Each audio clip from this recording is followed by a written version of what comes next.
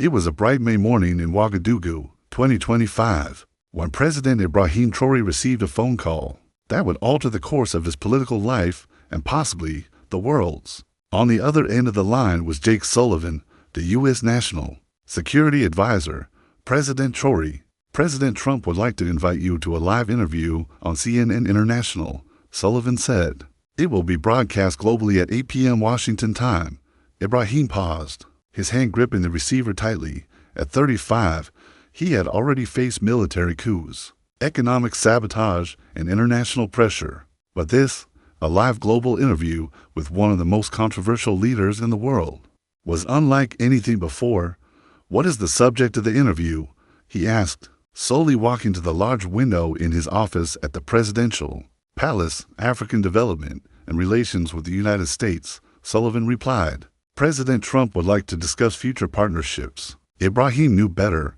Behind this polished diplomatic invitation lay a deeper motive. The U.S. was clearly uneasy with Africa's growing ties to China and Russia. This wasn't just about partnerships, it was about influence. I accept the invitation, IBRAHIM said at last, but on one condition: this must be a dialogue between equals, not a one-sided interview where I'm simply questioned. Sullivan hesitated. I relayed the condition to the president. As soon as the call ended, IBRAHIM summoned his staff. Within minutes, Moussa Kabore, his chief of staff, entered the room. Mr. President, I just heard. This is risky. Everything in politics is risky. Moussa, IBRAHIM replied calmly. But this is our chance to show the world who we really are. The palace buzzed with activity. In the conference room, Dr. Alan Ouedraogo, the foreign minister, laid out documents across the table. Mr. President, Trump will try to corner U.S. He'll raise questions about our alignment with Russia and China. IBRAHIM scanned the files. And what's our official stance? Fatoumata Ouedraogo, the Minister of Economy, answered without hesitation. Simple. National sovereignty. Burkina Faso has the right to choose its own partners based on our people's interests. Yakuba Ouedraogo, communications advisor, raised a crucial point. President Trump is known for interrupting and dominating conversations. How do we counter that? IBRAHIM smiled slightly. With facts, with calm, and with dignity. He may have decades of experience, but we have the truth. Meanwhile, in Washington, D.C., Trump sat in a high-level strategy meeting inside the White House. He paced as his aides briefed him. This young African is gaining too much attention, he snapped. We need to remind the world who's in charge. Secretary of State Antony Blinken warned. Mr. President, Traoré is articulate and incredibly prepared. We shouldn't underestimate him. He's 35. I've been negotiating deals longer than he's been alive, Trump scoffed. Back in Ouagadougou, IBRAHIM reviewed the nation's progress since 2022. Burkina Faso had achieved 8.3% GDP growth, reduced extreme poverty by 31%, and built over 1,100 kilometers of paved roads. These are our weapons, he told his team. Trump can talk, but we've delivered results. His wife, Adjara Traoré, stepped into the room, gently placing a tray of tea on the table. Are you nervous? She asked. Determined? IBRAHIM replied. This interview could change the world's perception of Africa forever. At 7:30 p.m. in Washington, CNN International studios buzzed with tension. Cameras were adjusted, satellite links tested, anchors reviewed final scripts. Veteran journalist Anderson Cooper was set to moderate the historic face-off. In 30 minutes, he announced to viewers, we'll have President Trump here in Washington and President Traoré live from Ouagadougou. This is shaping up to be one of the most anticipated interviews of the year. Inside the presidential palace, a makeshift studio had been set up. IBRAHIM straightened his blue tie, carefully chosen to convey calm strength. Technicians from Burkina Faso worked alongside CNN's crew to ensure flawless visuals and sound. Audio check. Mr. President, the director called out. IBRAHIM leaned forward and spoke clearly into the microphone. Ouagadougou, capital of Burkina Faso, land of upright men. His voice came through crystal clear in the Washington control room.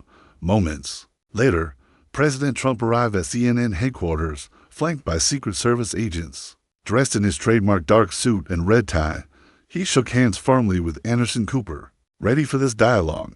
Cooper asked. Trump gave a tight smile. More than ready. Trump settled into the studio chair, adjusting his suit. It'll Be interesting to talk to this young African leader, he said with a smirk, thousands of miles away. In the streets of Ouagadougou, crowds gathered. Cafes, public squares, and living rooms were filled with people watching eagerly. For the first time in history, a president of Burkina Faso was about to speak to the entire world. Live on international television, 5 minutes to air, CNN's production director called out. Ibrahim sat quietly in a makeshift studio inside the presidential palace. He took a long breath, not just for himself, but for the millions he represented. He wasn't just speaking for Burkina Faso tonight. He was speaking for a generation of African leaders, no longer willing to be silenced. The studio lights came up. Anderson Cooper turned to the camera. Good evening. I'm Anderson Cooper, and this is a special global edition of CNN International. He began. Joining us from Washington, D.C. is President Donald Trump, and live from Ouagadougou, the capital of Burkina Faso, is President Ibrahim Traoré. The screen split. Trump on the left, Ibrahim on the right. President Trump, Cooper began. You requested this conversation. While Trump leaned forward, Anderson, Africa is making questionable decisions. We see nations turning to China and Russia, while ignoring long-standing partners like the United States. Burkina Faso, in particular, has made troubling choices. We hope young leaders like Traoré understand where their true interests lie. Cooper turned to Ibrahim. President Traoré, how do you respond? Ibrahim gave a slight smile before replying. President Trump, with all due respect, Burkina Faso does not align with anyone. We choose partners based on mutual respect and benefit, and above all, on respect for our sovereignty. Trump cut in, but you're accepting Russian military support and predatory Chinese loans. Ibrahim didn't flinch. Mr. President, in 2023, we asked the United States for military assistance to fight terrorism. It took 8 months only for us to receive a formal denial. Russia responded into weeks with equipment and training on the ground. The comment landed hard. Trump shifted in his seat. We have protocols, he muttered. We have systems, and we have citizens dying while your protocols are being reviewed. Ibrahim replied, calm as ever, sensing the tension rise. Cooper asked, President Traoré, how do you view Africa's partnerships in today's world? It's simple. Ibrahim answered, Africa in the 21st century chooses partners who treat us as equals, not as dependents. Trump scoffed. Equals. You still rely on basic development aid. Ibrahim paused, then made his move, looking directly into the camera. He ignored Trump entirely. Since you mentioned development, President Trump, let me share some data you might not be familiar with. Behind him, visual graphs flickered to life, surprising even the CNN control room. Since 2022, Burkina Faso's economy has grown by 8.3% annually. GDP per capita has risen by 34%. We've built 1,100 kilometers of roads, 847 schools, and 23 hospitals. Trump tried to speak, but Ibrahim continued. Most importantly, we've reduced foreign dependence by 67%. Today, 78% of our national budget is funded by our own people and resources. Cooper scanned his notes, visibly impressed. These numbers are independently verified, President Trump, by the IMF, World Bank, and African Union. Trump frowned. Numbers can be manipulated. Ibrahim laughed. For the first time, these numbers were audited by international institutions your own government helps fund. If they're fake, your experts are in on it. In Ouagadougou, the streets erupted with cheers. A nation watched their leaders stand tall on the world stage. Ibrahim leaned forward. As for so-called predatory Chinese loans, our agreement with China is at a 2% interest rate with a 10-year grace, period. Meanwhile, American private loans offer us 6% and demand collateral in our natural resources. Trump stared, unblinking. Who's predatory, Mr. President? Ibrahim asked. You tell me. Trump sat back in his CNN studio chair. It'll be interesting to talk to this young African leader, he muttered, unaware of the storm coming. In the streets of Ouagadougou, people gathered, in cafes, on rooftops, inside homes. It was historic. For the first time, a Burkinabe president would speak to the world, live, alongside a sitting U.S. president. 5 minutes to air, CNN's producer called. In the presidential palace, Ibrahim Traoré adjusted his blue tie. Calm, collected, and focused, he whispered to his team, this isn't just for Burkina Faso. This is for every African who has ever underestimated lights, cameras. Anderson Cooper appeared on screen. Good evening. This is CNN International. And tonight, a historic conversation between President Donald Trump in Washington and President Ibrahim Traoré, live from Ouagadougou. The screen split. Trump on one side, Ibrahim on the other. President Trump, Cooper began, you requested this conversation. Why? Trump leaned forward. Africa is making questionable choices, aligning with China, taking military aid from Russia. Burkina Faso's decisions, in particular, are troubling. We hope young leaders like Traoré realize where their true interests lie. Cooper turned to Ibrahim. President Traoré, with a calm smile. Ibrahim spoke. President Trump, with due respect, Burkina Faso doesn't align with anyone. We partner, based on mutual respect and sovereign interest. Trump jumped in. But you're accepting Russian military support and predatory Chinese loans. Unfazed, Ibrahim responded.